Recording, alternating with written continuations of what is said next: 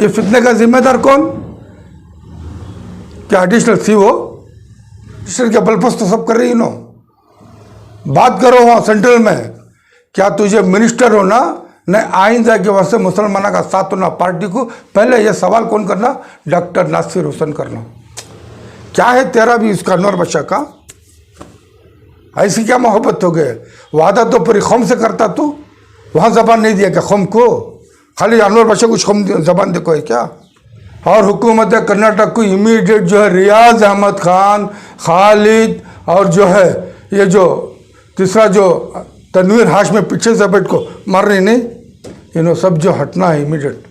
दूसरे आदमी अपार्ट करे सामने कांग्रेस के वास्ते अच्छा है, वरना टोटल पहले भी बोल चुका हूँ, पूरा नॉर्थ पूरा वेस्ट कांग्रेस पार्टी ख़त्म हो जाए। जी फरमाइए बाबा जी। रिसेंटली हमने देखा कि गुलबर्गा में एक मीटिंग के दौरान बहुत सारे हंगामे नज़र आए।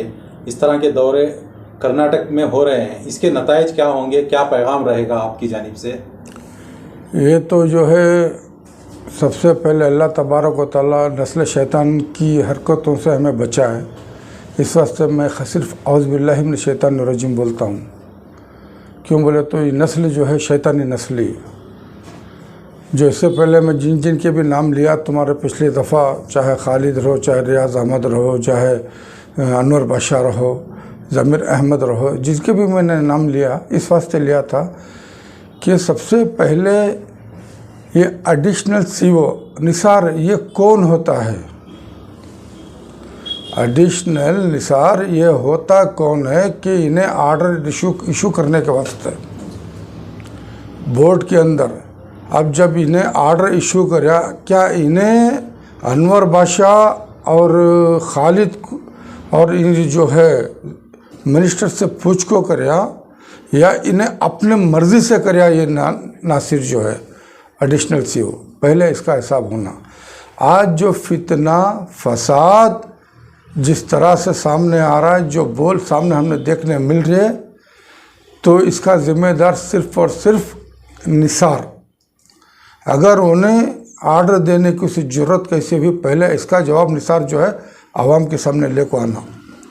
दूसरा, जो बार बार मैं ये लोगों को बोलता था, ये लाल पीला जब्बार, हरा जब्बार, काला जब्बार जो दावनगिरी से आया, एक मरतबा उन्हें आने के बाद जो है कि 1 साल के वास्ते MLC बन को आया। बेचारा उसका एक काम क्या था शुरू से, मैं जहाँ से तक समझता हूँ, मैं भी उसे एक 35 साल से आते जाता देखता हूँ।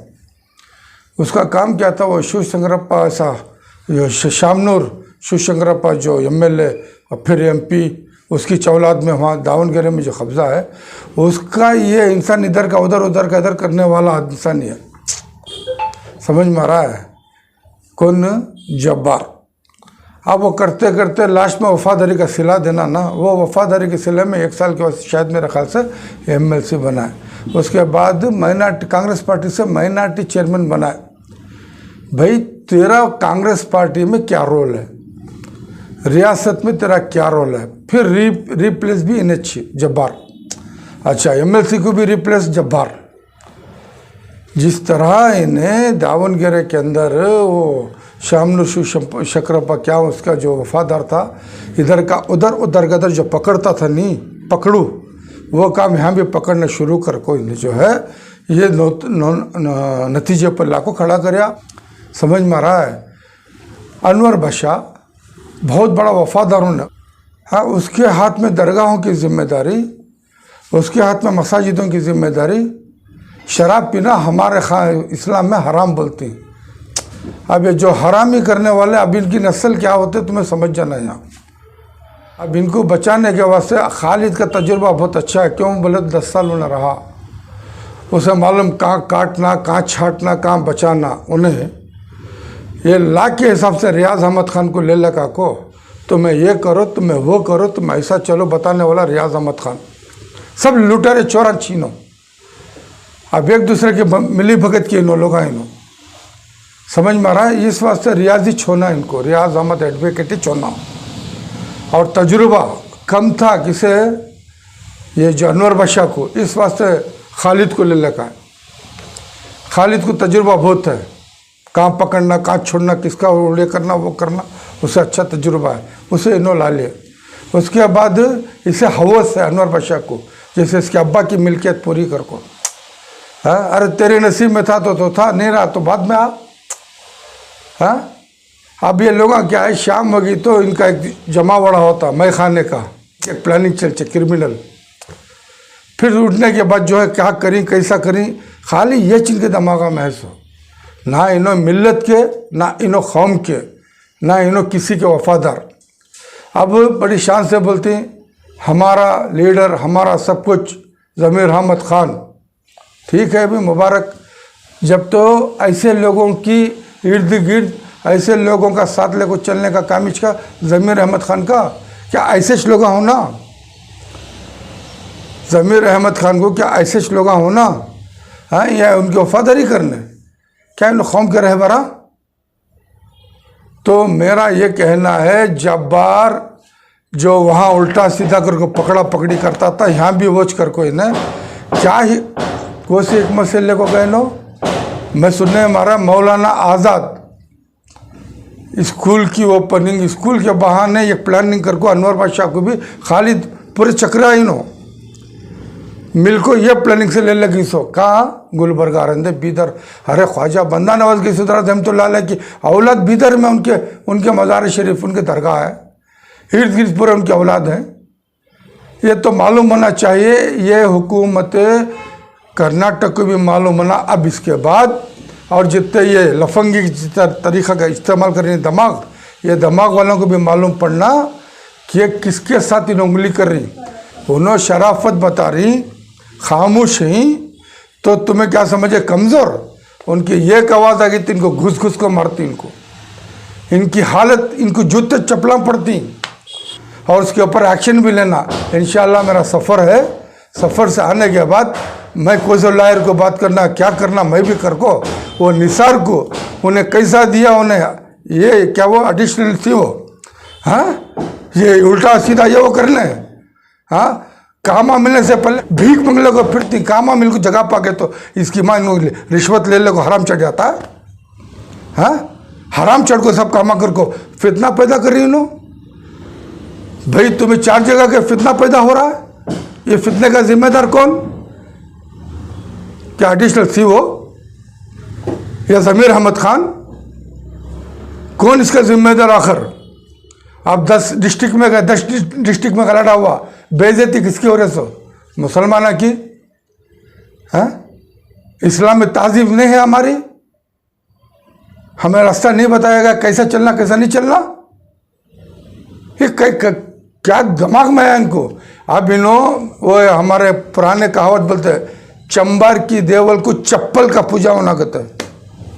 अब ये मेरे ख्याल से पूजे की ज़रूरत है इनको, समझ में आ रहा है, तब इनकी समझ में आता है। हाँ, इतनी मनमानी। और हुकूमत कर्नाटक को इमीडिएट जो है रियाज अहमद खान, खालिद और जो है ये जो तीसरा जो तनवीर हाशमी पीछे से बैठ को मार रही नहीं, इन्हों सब जो हटना है इमीडिएट। दूसरे आदमी अपार्ट करे, सामने कांग्रेस के वास्ते अच्छा है, वरना टोटल पहले भी बोल चुका हूँ, पूरा नॉर्थ पूरा वेस्ट कांग्रेस पार्टी ख़त्म हो जाए। इसका जिम्मेदार सिद्धरामैया भी, इसका जिम्मेदार DK शिव कुमार भी।